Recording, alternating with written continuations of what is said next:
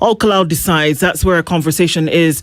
But from that by-election come very, very many deep-rooted, deep-seated conversations that we will continue to have in this hour. Even as we do, governance expert analyst Tewot joins us this hour as we look at, some of these issues, but then also joining her, and it's interesting that we just had a press briefing by the regional county commander in Nyandaro County and in All Kalou to tell us about certain things. So, to join us in this conversation this hour is Erick Okeyo, who is a security and governance expert. Good morning. Good morning. Karibu sana. Asante sana. Thank you for having me here. Welcome to the Situation Room for the first time. Chepkoech has already gone through the, what are those things? Initiation. All right. Yes. Through the motions. Indeed, through the motions. Yes. So every week we go around the African continent. We come back from a particular country with their proverbs. Yes. This week finds us in Libya. Yes. And this is what the Libyans had to say, because we'd love your interpretation of this proverb. Yes. A thief is a thief, Yes. whether they steal a piece of meat from a pot of soup or he steals diamonds. Well, last night I said Kenya is almost like Libya now. So I don't know what that proverb unpacks, but I think All Kalou is here with us. Yes. You can almost translate that proverb to All Kalou and say all those happenings. The day is here now, and you are going to see whether or not cries were heard, whichever way they were. And some of us have always said one more day after an election will exist. Tomorrow there will still be All Kalou. Yes. So last week there was frenzy as if it was life and death. And it doesn't have to get to that. We should be able to allow the voter to come and cast his vote. I mean, really, All Kalou is a constituency that you almost can bet that they will vote with a conviction of conscience. Not necessarily by what you would see that in the days before, during the campaigns, a lot of state bravado was unleashed. A lot of state terror was unleashed on leaders who were perceived to be fronting a candidate other than the one that the state was pushing for. And it is a litmus test, because 1 year to the general election, how this turns out gives us a mirror on what to expect. Because we have been treated also to state-protected goons. I said, if you can attack people in a restaurant, in a salon, you saw All Saints Cathedral, you saw that church in Nyeri Witima, you saw St. Stephen's Cathedral just last Sunday. Yeah. You saw Keumbu. And ironically, the DCI summoned publicly the Member of Parliament for Keumbu and asked him to just appear and record a statement. Instead of appearing to record a statement, we saw him flaunting his fleet of campaign vehicles. To traverse bad roads. Which he has not been part of. So I think what we are witnessing is, does this money count? All Kalou will tell us. Indeed. And I think it's almost impossible to have conversations around what this security and governance around all of this will have without combining them. Exactly. We cannot do that. You're right. And even as we, just before you came in, we listened in on the presser Yes. that was given by the regional commissioner who said an interesting thing. Yes. When posed the question, he was asked how many police officers in plain clothes are in the area. He couldn't quite give an answer to that. And he said, well, the DCI are the ones who come in plain clothes. The rest of us are in uniform. But he said something interesting, that using unmarked vehicles is a criminal offense in this country. Good. Now, from a security point of view, we kind of knew that. But it happens, that notwithstanding, it happens all the time. A lot of people who gave their testimony of having been abducted or things that people see, eyewitness accounts, talked about unmarked vehicles then picking people up. But he said this today. Now, bringing this into this electoral process, why would he say something like this in a situation where everything seems to be calm? Or why would we have so many people of the security effect in this area if everything seems to be calm? Very good, and thank you for that question. You see, and I like how you began, that security and governance, you can't separate the two. They go together. Yesterday morning, I was in a TV station with your sister station elsewhere, and I said, it is now government that is pushing even independent commissions to a perceived intimidation of people. Because did you see the Inspector General saying how many policemen, he was literally now saying, I am going to secure all Kalou. I have released a platoon, 2 platoons of GSU, of AS2 anti-stock theft unit. There was no stock theft there. Huh? There's not even 100,000 in this place. And then on the same podium was Commissioner Ken Williams Nyakomita of the Independent Policing Oversight Authority, IPOA. Remember, their name starts introducing them as independent. Even this Inspector General of Police, on paper, he is independent. He is supposed to be directed by nobody other than on policy issues. On that same podium, there was an ESCC assistant director called Vincent Okongo saying, if you see any acts that appear to offend the Leadership and Integrity Act, bring it to us. On that same podium, there was Bishop Kefa Omai of NCIC. I got really shocked. I didn't expect them together. Also IEBC. Because you want to let IEBC, the Independent Electoral and Boundaries Commission.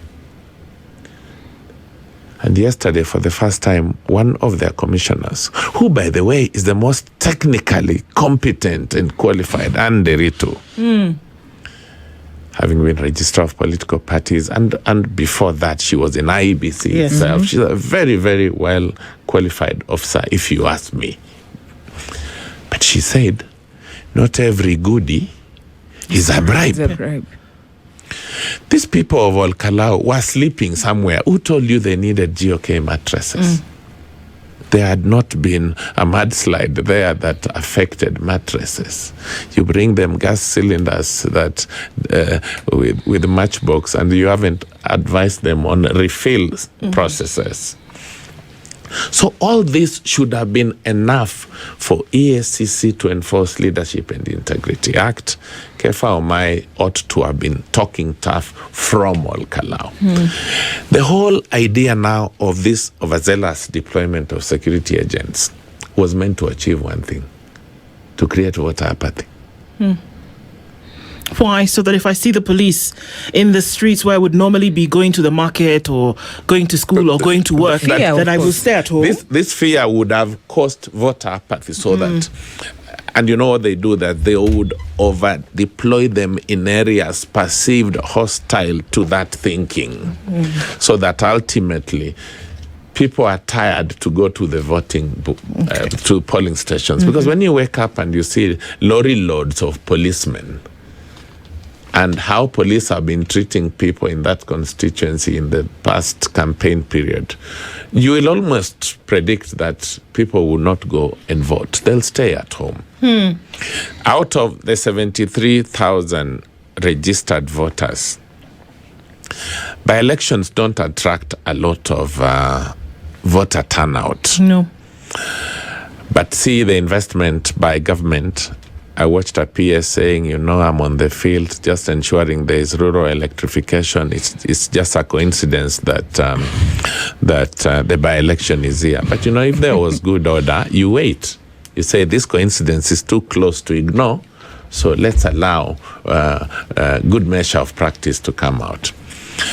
Kalou, study the pattern of Nyandarua from 1975. Nyandarua as a county, it's the heart of the Kikuyu political epicenter. The original conscience by the Kikuyu to resist what they thought was inept and bad rulers began with J.M. Kariuki in 1975, when he said that government wanted to create 10 millionaires and 10 million beggars. Yeah. Then, as he walked from Hilton, he was abducted. He went missing, only for his body to be recovered days later. In that voting, that's how Gigi Kariuki came in. Then we moved forward. Then during the tail end of the Moi regime, a new constituency was created called Kipipiri. And Moi did exactly what Ruto has done with Kalou, with the government goodies and the frenzy. And when the voters came out, they used their conviction and conscience, and they voted for Mwangi Githiomi, who was against the state. Right. Let's move on. 2022. Generally, all constituencies in Mount Kenya, Kikuyu, as if you like, were voting for UDA because President Ruto had sold them hope, beginning with the Bible, away from dynasty, saying, me, I only sold eggs. Yes. And I reached here, nobody knew my father. It's a very good story, because you say, then it is possible for any other. And then he told them, I will begin from bottom, the hustler, the mama wamboga, and we will ensure you have food in the house, money in the pocket, and tax will come down. Today, if you meet any of those people, they say they only pray God leads them to the polling station again. So, when the people of Kalou went to vote, their MP, the immediate deceased Njuguna Kiaraho, was elected on Jubilee. Yes. When everyone was electing on UDA. Then just before elections, there was some by-election in Rurie ward. By the way, this Rurie is the highest vote basket. So the by-election for the MCA, people expected it was going to be a Jubilee MCA. That's how UDA was birthed. They elected a UDA MCA, the first one ever. So they always go on their own. They think with their conviction. They think with their conscience. And that's why I am almost convinced, I can almost predict that they will vote for the DCP candidate. So maybe this is a great word that we're using as a buzzword today before you came. Yes. Chep says that there needs to be a re-engineering of thought here. Yes. So if we have people who normally think on their own, because they've come back to say it this morning, even as they were in the lines. Yes. That Yes. we want change. Yes. There's a grandmother, you heard it, what she said, we just want to vote. We don't want to be beaten. Hatutaki shida. Tafadhali, President Ruto msitupige. This is essentially what they've said. So we talk about this by-election. We've used the words litmus test, an eye into panorama of 2027. Yes. All of these things could happen. Yes. But is it also a light, Chep, where we say that it's possible, where people are saying you can actually vote with your conscience unto change? It is very possible.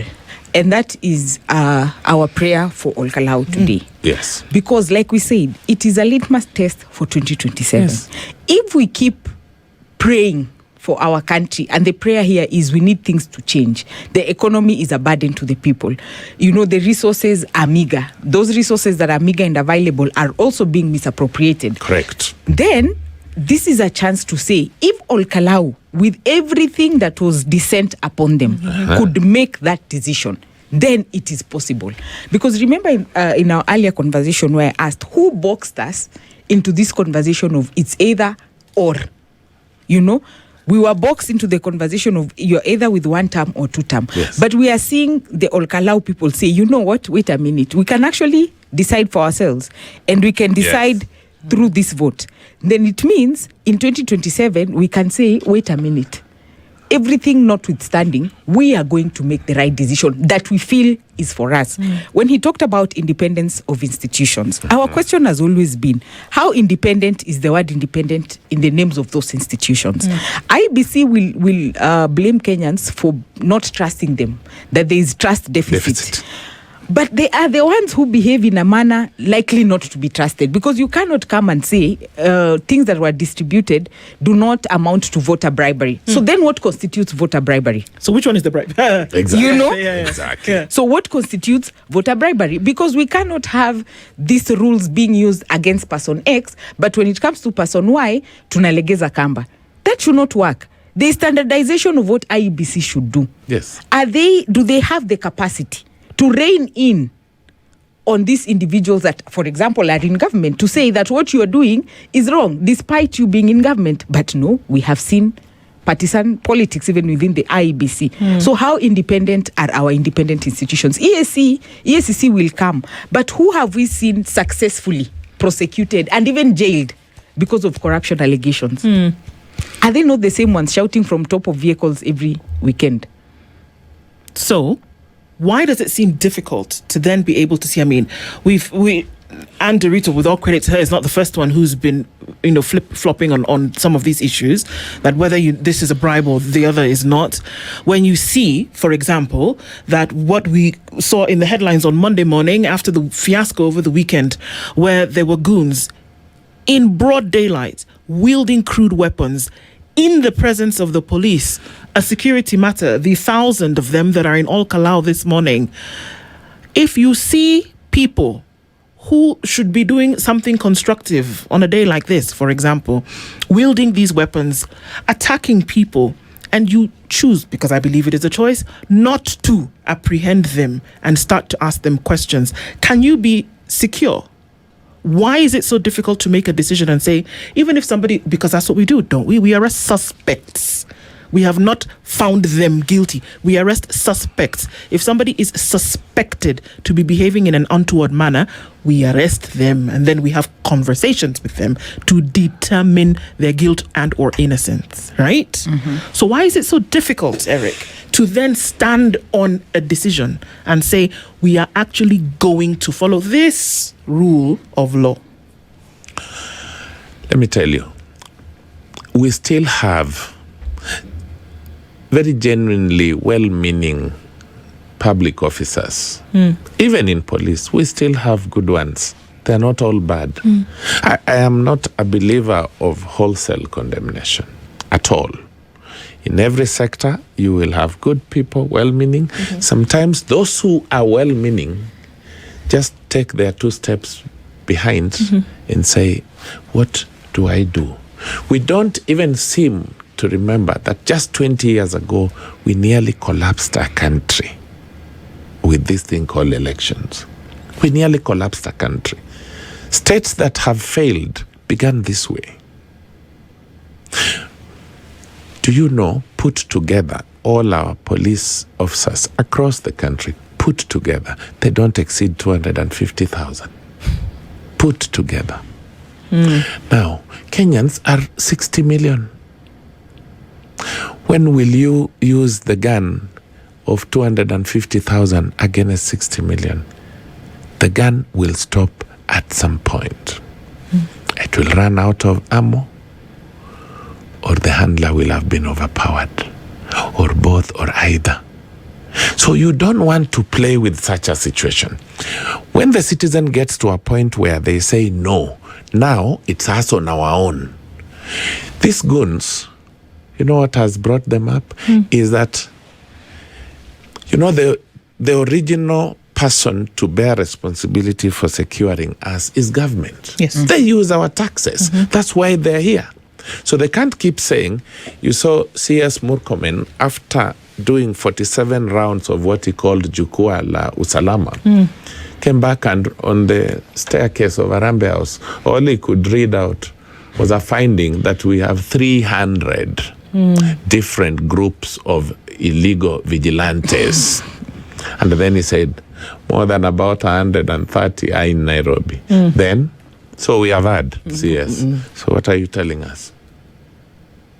So every time you have seen criminal acts against people perceived to be anti-government, even the minister when Senator Ososi was attacked in Kisumu, he said those boys had crossed to Uganda. Yes. What happened to the mutual legal assistance agreement between Kenya and Uganda? If Kizza Besigye will be moved from his apartment on Riverside, and Musalia said we facilitated, what about people who have gone to an hotel to attack an elected leader? And if they went to Uganda, these ones who now were brandishing machetes and pangas, going to church. Now listen, you are not safe in church. You are not, in the past, even a thief who was being chased, would run the to one church. who ran into church, you would say it's okay. Wacha atubu sasa na samehewe. It means we are no longer safe.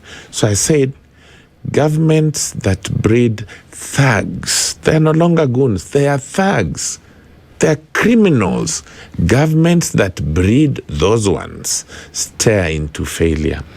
Haiti, Haiti, we went there and we did a fantastic job. Our officers did a fantastic job in Haiti.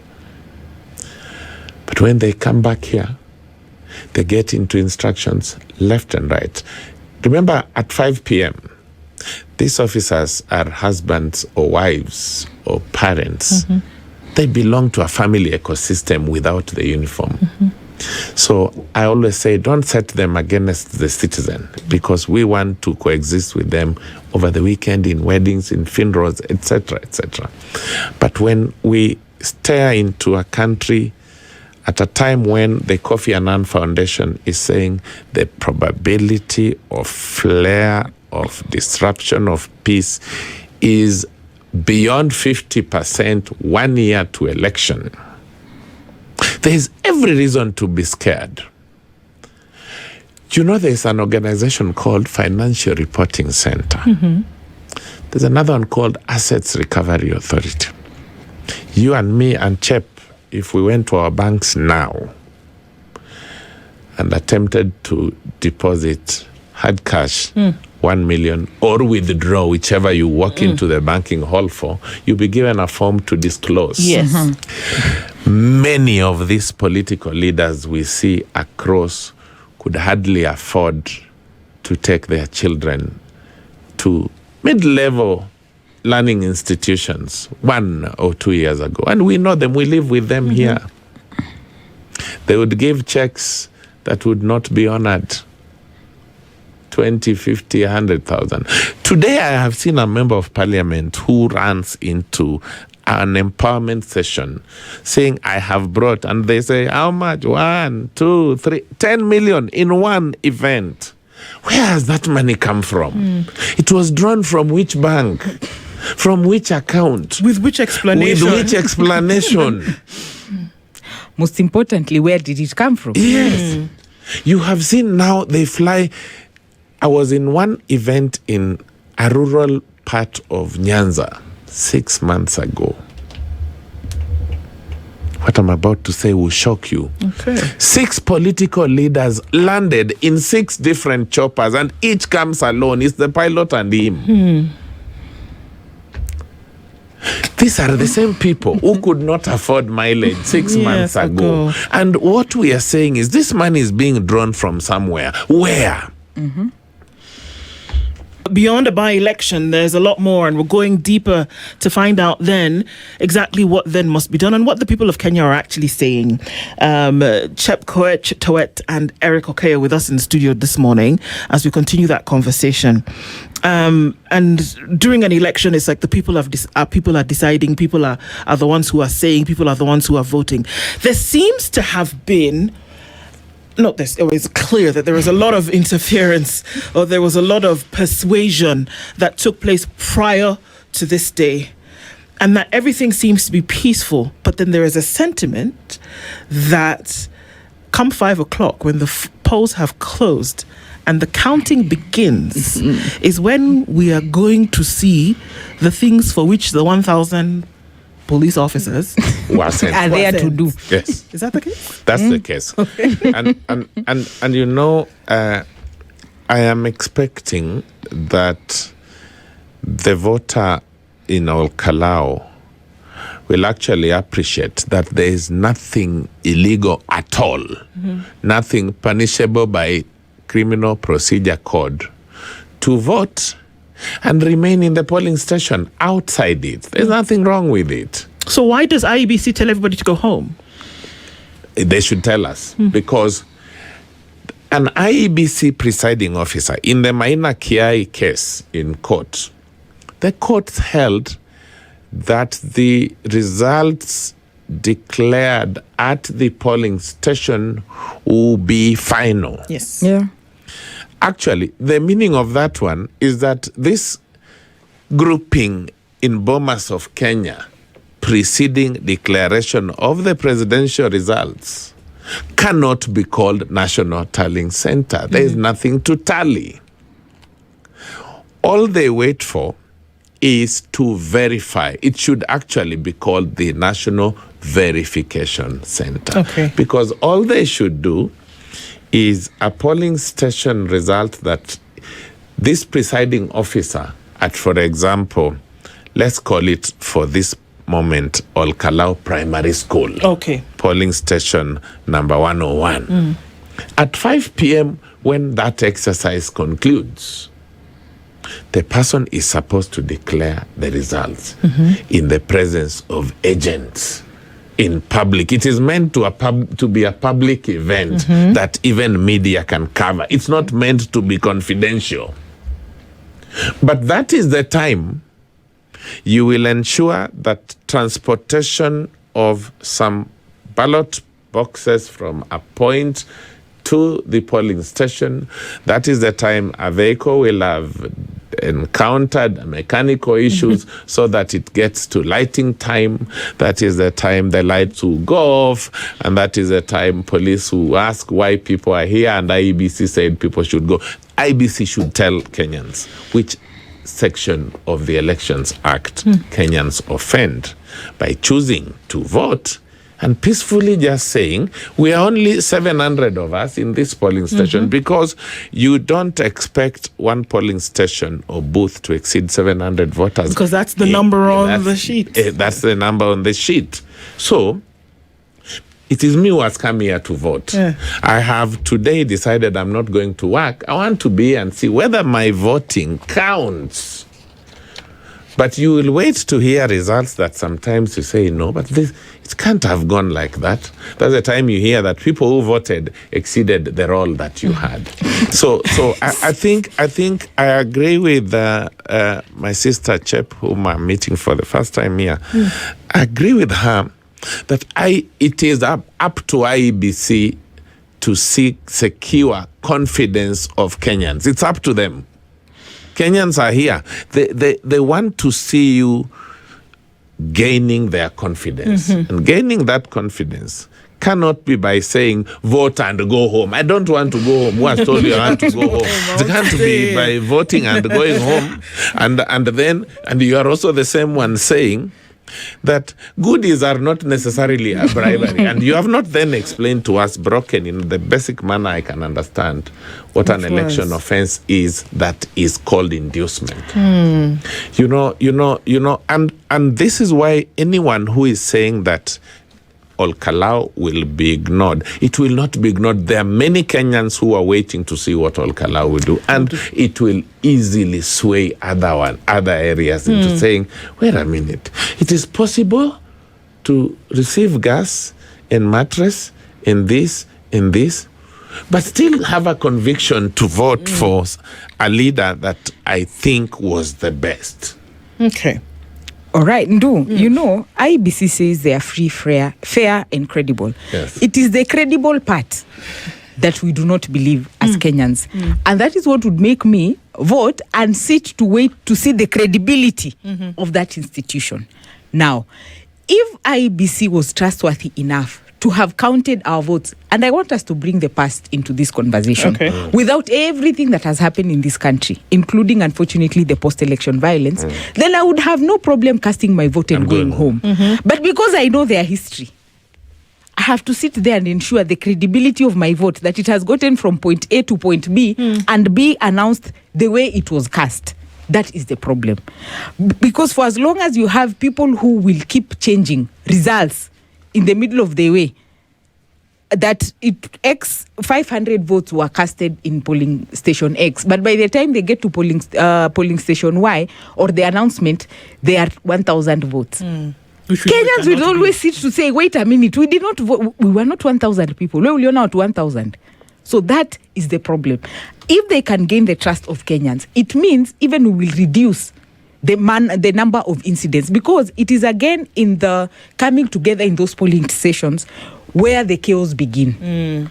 Because incitement will begin from there. Also, we have seen our security agencies take advantage of people coming together. Whether you're being violent or peaceful, we have seen our security agents, even in the mandamanos that have been in the past. You are just walking peacefully, protesting, but we'll see them provoking. So sometimes our fellow Kenyans will be sitting in Kalou saying, okay, wait, we are just waiting to see what the result is. But that waiting is what police will take advantage. If we have anti-stock theft unit there, surely Samburu and Baringo are constantly in running battles with bandits. We have never seen the deployment that we are seeing in Kalou.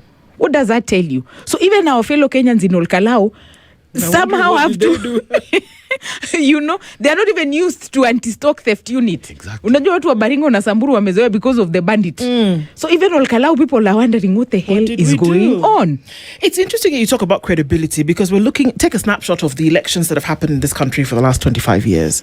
And you want to look at an IBC under, I mean, unfortunately, we speak of some of them in death, but under Sami Kivuitu, that bore probably the worst outcome that Kenya still talks about today. Today, we see people on social media saying, show us your pictures and videos from 2007 so that we may remember what happened then and that we may stay away from that. But that was contested. Then we went to Isaac Hassan. That was contested. Chebukati twice was contested. In 20 years, every election has been contested because of the manner in which it has been. We had an annulment of an election, not on merit of the results, but the channel that there's a transmission here. Yeah, exactly. There's a problem. Server. Ukora. And that's the credibility. That's the credibility that we are talking about. So why is it, I keep going back to why then is it so difficult to do the right thing? If there's a rule of law in the Constitution, which is an umbrella body, which is an umbrella law that you must follow, why does it seem so difficult? But for some reason, the IEBC is always the one that is being looked at and said, come on, guys, where are we? But if you look at the very composition of the IEBC, somehow, political parties who are supposed to be refereed have a say in who makes up the IEBC. The politicians have a say. How then will you be credible if you're already your partisan? Did you follow the proceedings at Anniversary Towers by that committee of IEBC chaired by Commissioner Lutalala Mukhwana? Yes. And a clip of the Honorable Gikaria was played. You know, when it trended during the day on social media, I couldn't believe it. I said, Kenyans now are very creative, so I ignored. Yes. But when I watched it produced as evidence, he was saying, all you need is to vote. You only need the finger that puts it. And it was very normal. My friend, a keen IEBC ought to have said which candidate was this person campaigning for and track him from the election. It has to sometimes get barbarically drastic, but within order, because that is the teeth IEBC has. Wanjiku Muya, I hear that all she said was that you should not they just want people from there. You see, like the deployment of police, you need 2 policemen per polling station. You will now find a mobilization of police exceeding the number of voters per polling station. That's where my problem begins from. Do you even know anti-stock theft unit's headquarters is in Gilgil, meters away from that school whose dormitory burnt down? Moi Forces. The one where the girls died there. Utumishi Academy. Yes. Utumishi Academy.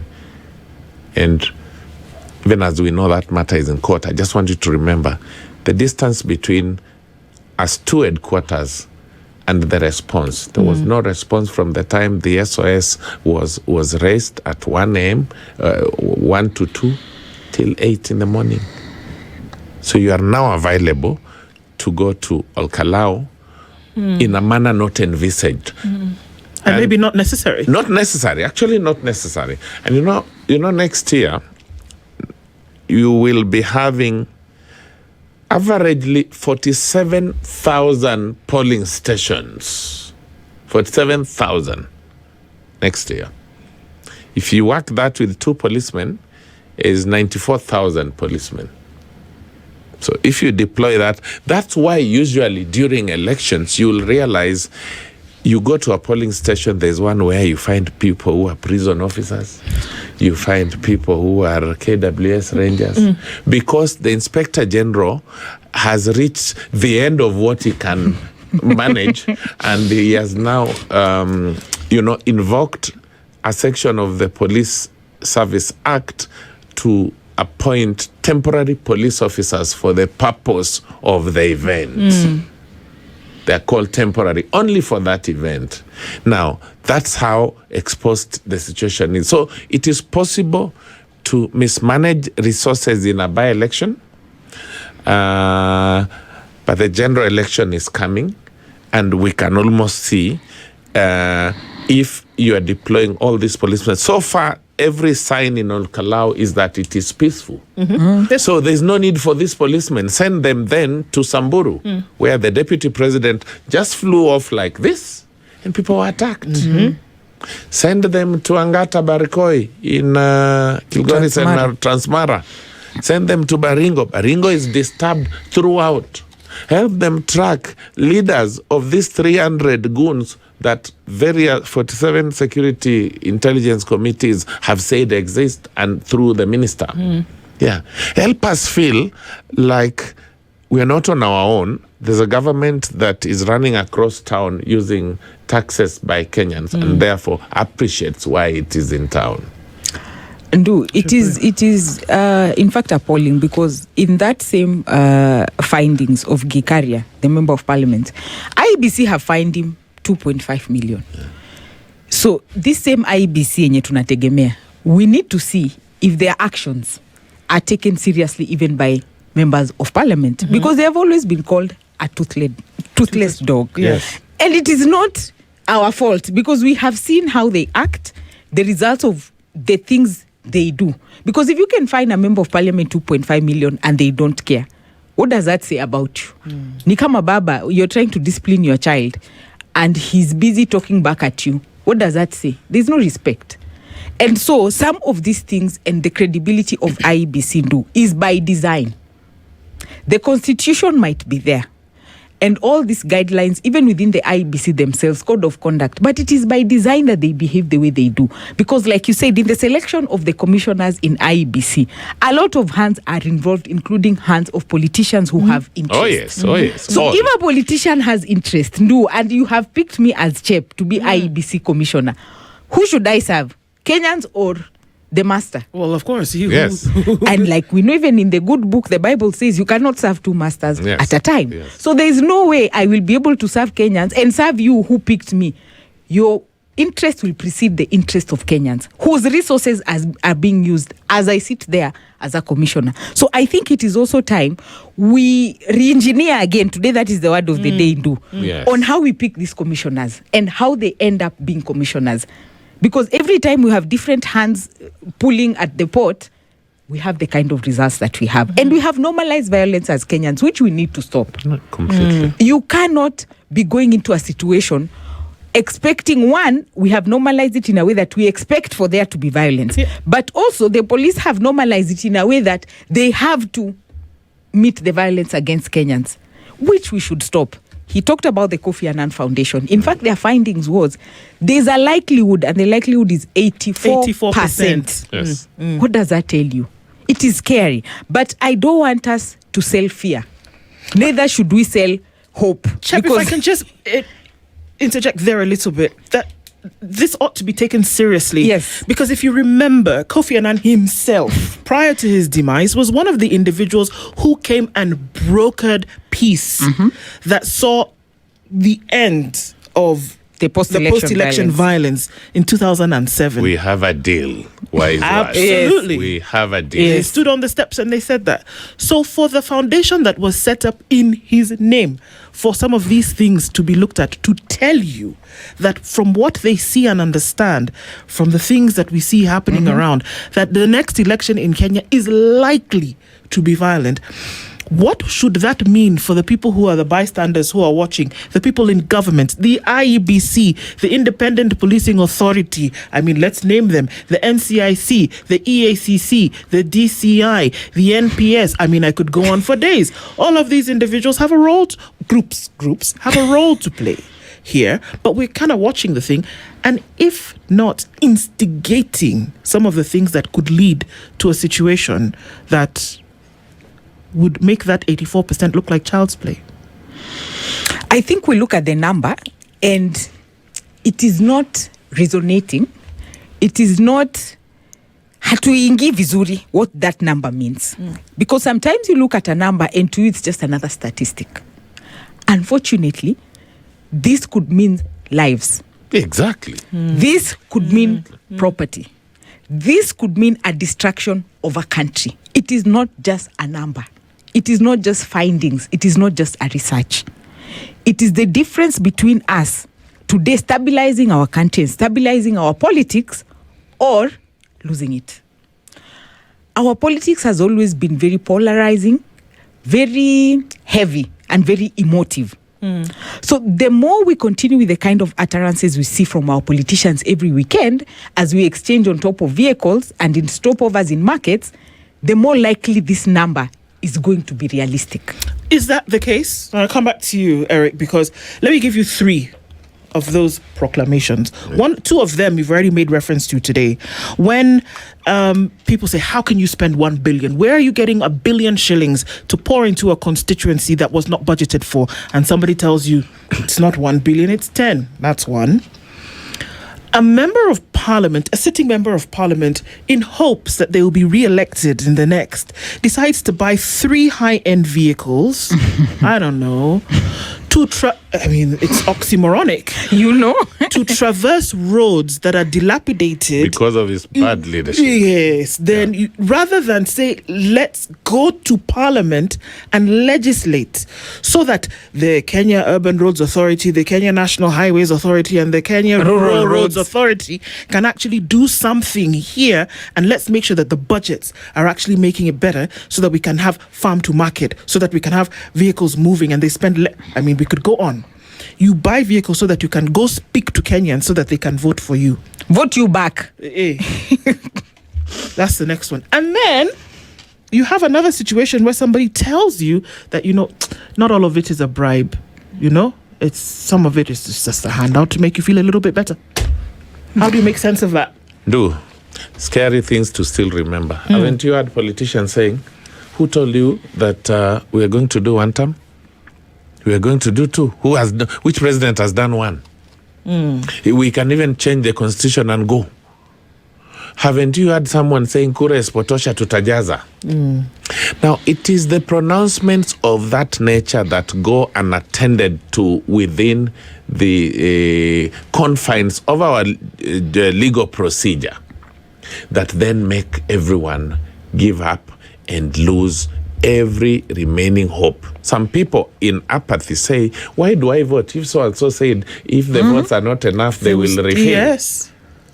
And that is the reason why the voter in Kalou should actually see the sense in saying no, based on what I had so-and-so and so-and-so. And another member of parliament told me the other day that, my friend, have you seen the budget? Have you seen the amounts of money? The money we will unleash. The money we will... You know, there is nothing else to show than the money. And that is how it is easy for this peasant voter now, today in Kalou, to say, okay, it is true. This money was money we had never seen, but our conscience remained. Because it is still possible that a precedent can be set of conviction and conscience.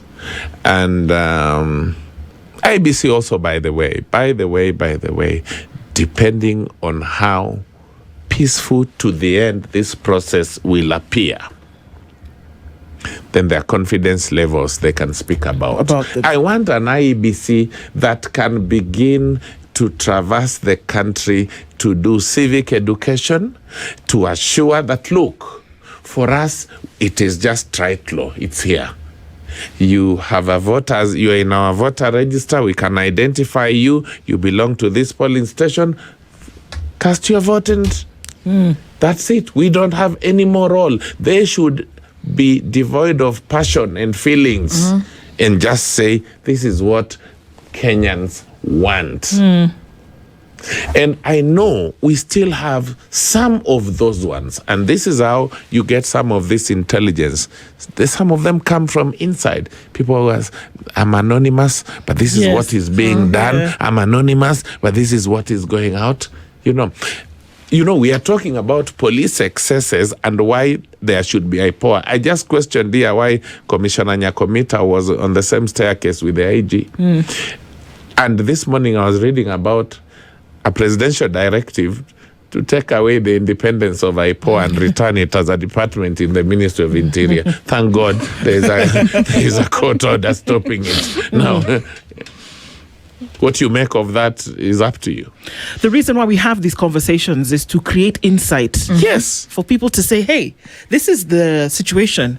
What can you actually do about it? It's beyond the vote, isn't it, Chet? Yes. It is. To say that beyond the vote, that you then exist in a space whereby you're enlightened about certain things, and that if you're really chasing after good governance, then this is the decision that you make?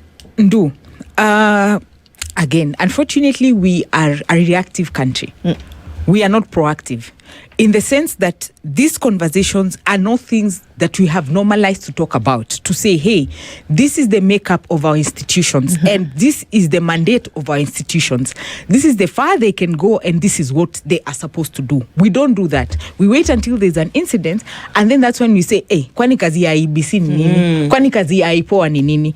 It needs to get to a point where we normalize having the conversations as Kenyans of the responsibility bestowed upon our institutions so that we are able to hold them accountable. I can only hold accountable something I understand. If I don't understand what IBC is supposed to do, then it means where we are supposed to have a conversation, I bring violence. If I don't understand what IPOA is supposed to do, then we will have what my colleague is talking about, a mix-up of a commissioner and the IG on the same steps where one is supposed to check the other. Yes, you know? exactly. So we also don't understand the role of our institutions as Kenyans. So I think it needs to get to a point where we need to go back to the basics. What are we doing as a country? Because for us to get to where we want to go to, for that direction to make sense, We need to go back to the basics and sit and think, what do we want as Kenyans? My colleague were talking earlier about Kalou, and it was funny how all the personalities in Kalou came out, except the issues. Yes. Nobody came forth to say, listen, What do you want? as Chepkoech, I am putting in my bid. I want to be a member of parliament because this is what I want to do, regardless of the political vehicle I am going to use. Nobody has done that. Yeah. What does that tell you going forward as a Kenyan? Indeed. That we need to hold accountable some of these people, because where responsibility is given, there also should be accountability. The one thing that we do not like, especially as leadership, we don't like being held accountable. And that needs to be. That we've had this conversation then is important, and I want to thank you both for being here this morning. 5 o'clock then comes not too far from now, and then we'll be able to see probably in living color some of the things that we've discussed this morning, and we hope that we can keep these conversations alive. Erick Okeyo, security and governance expert, joined this morning by Chepkoech Toet, governance analyst. Thank you both for being in the Situation Room this morning. Kalou decides one to watch for Kenya today and into the future. Asanteni sana. Been a pleasure. Thank you very much. This is the Situation Room, the only way to start your day.